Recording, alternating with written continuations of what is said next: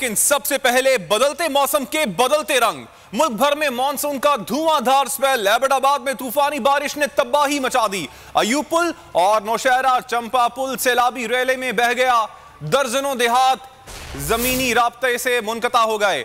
अंदरूने सिंध और पंजाब में भी बारिश। हैदराबाद, ठट्ठा, सांगड़, थरपारकर समेत कई इलाकों में बादल जमकर बरसे।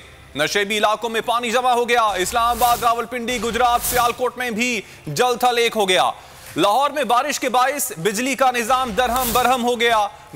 गलियां, मोहल्ले, शाहराहें तालाब का मंजर पेश करने लगी हैं। अपडेट कर रहे हैं आपको मौसम के हवाले से। आपको बताते चलें कि मुल्क भर में मानसून का धुआंधार स्पेल है और एबटाबाद में तूफानी बारिश ने तबाही मचा दी है।